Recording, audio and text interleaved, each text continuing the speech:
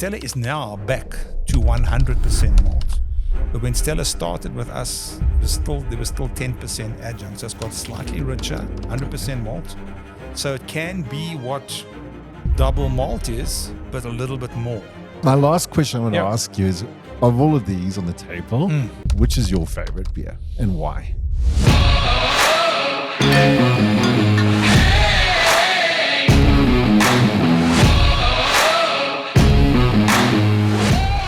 Let's finish up with Stella. Yeah. Okay, so Stella comes from our principles of this interbrew part, the Belgian part. Right. Okay. So I think Stella, it's the biggest pils or lager in Belgium.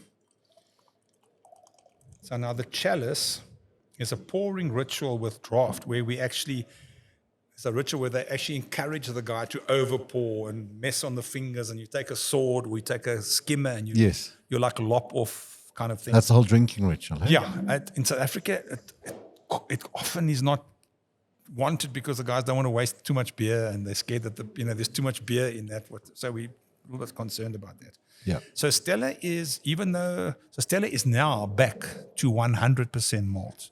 But when Stella started with us, there was still 10% adjunct. So it's got slightly richer, 100% malt. So it can be what double malt is, but a little bit more. Okay. So the malt that they would use would be a slightly stronger malt flavor than the pale malt spec that we've got for double malt. So you expect extra maltiness. There's Saaz and all other kinds of hops in here. So there's going to be hop aroma expression, and there's going to be sufficient bitterness. And it's also got a little bit of Black Label's fruitiness, but obviously on a lower level. So this beer... Color-wise? Well, I would say golden, close to Castle and Black Label again. Yeah. Okay, so we're not off there, but on the aroma richness. So I don't know if you wanted to give that a smell. You're going to smell that doughiness and that yeastiness, but it's got some fruitiness as well. There's substance in the aroma. So immediately you're thinking of table. Right. Table politeness, Beautiful. Slower drinking. The chalice is often used in a more mature brewing experience where ladies are part of the beer culture. The ladies would grab this, whereas one or two guys will grab this, but they'll also maybe grab something else on the beer side. Right. The chalice and everything else speaks to mixed drinking, table. There are even some of these little trolleys with the draft of the guys to come and do the beheading and all that kind of. Sorry. All good. Sorry about that. We'll do that at the table. It's very much a table experience. But immediately I'm in this mode of satisfaction. Right. The glass looks something. I can smell everything, so I can almost expect what I'm going to taste. Having that first taste. Yeah, so that malty, almost mini toast is immediately on the palate. It tongue coats. It satisfies, and I feel I can leave it for a bit. As I talk and my mouth dries, it actually accentuates. There's more of that flavor on the tongue right now. And this bomb. So this one we have this as the top of our beer food pairing. So we'll do this with steak with big sauce on it. Right. So Castle will do the steak, but this one will do the steak plus the sauce. Okay. King Clip with a big sauce. Right. Cheese, pepper sauce. Yes. Mushroom sauce. Yeah, but those are all three quite on the big side, definitely. This we'd also have at the end with cheese, if we didn't have stout with cheese. This one has got some power. Right. Left would be with gammon, but this would be up to venison we would have with this. Okay. Roast goose, left, but roast chicken with a whole lot of clever stuff, or duck, we'd have Stella. Because there's power, it's got staying power. And some of the bigger foods, this will wash it well down, but beer can stand it. You could have Hansa, but Hansa would be mouthwash, with all due respect, with a venison. Okay. But then you'd have a particular set of things you'd serve with Hansa, which I would serve with Hansa. So the Stella Artois is quite interesting. So Stella means star. Artois is the surname of a guy called Sebastian Artois who joined this brewery called Den Hoorn. This brewery opened, I think, in 1366. And it went through ups and downs in Leuven, which is about 60 km or so east of Brussels. in the Dutch part of the Flemish part of the Netherlands, of Belgium. And during one of its downs, Sebastian Artois was called in as a brewer, I think in the 1700s, and he basically turned that brewery around, got it up and going. At that stage, only making ales. At that stage, there were no lagers. The refrigeration thing hadn't hit there yet. And as is the want with a lot of the brewers in the Nordic areas and in Belgium and Holland, that they bring out a so-called Christmas beer. Okay. And in 1925, they decided to make, in 1926, they decided to bring out this Christmas beer. And Christmas, obviously, being at the end of the year, that's probably October, November, December, they were messing around and making this Christmas beer, and it was released.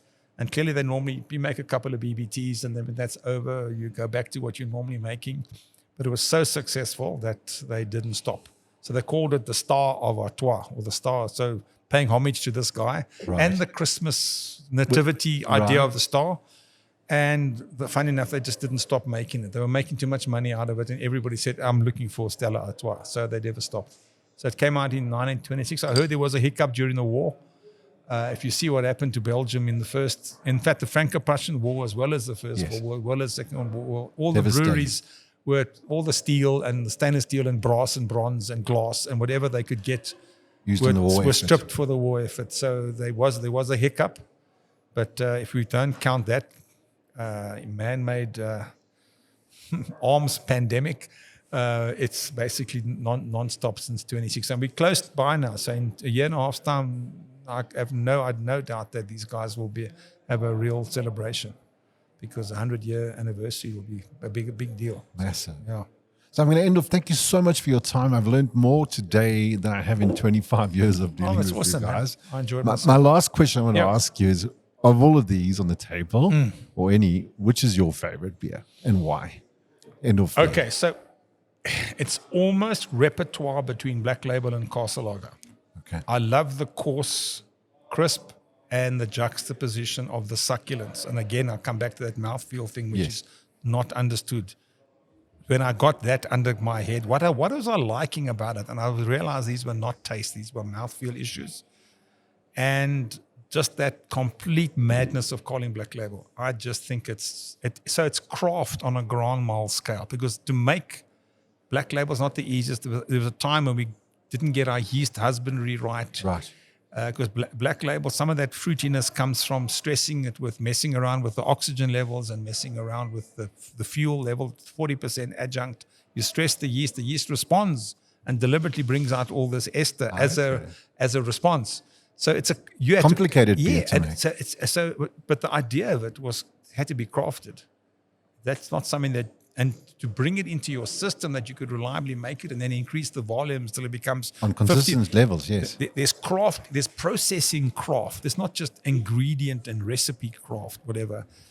And we've turned it so scale can be sexy. SAB is proof that scale is sexy. It's not just, it's not as flavorful as an IPA. Excuse me. IPAs are IPAs, so you must judge IPAs amongst other IPAs. But working in a warm country, in winter, even the sky is blue. Yeah, we make a range of lagers that I've got choice, and I can exercise the choice. And I'm good enough to know why I'm exercising, and that's why I'm going to the Netherlands. I'm feeling the mouthfeel, and I'm enjoying that. The endorphins and serotonins are stimulated. And I'm going to go and sell that idea to the Dutch and the Belgians in 3 weeks' time. So that's going to be interesting. Well, enjoy. And thank you so much for your time. As I said, once again, I've learned more about beer today than I've learned in the last 25 years. Over and out. Thank you, Anton. Appreciate it, Bat. Thanks. Thank you. Thanks, BB.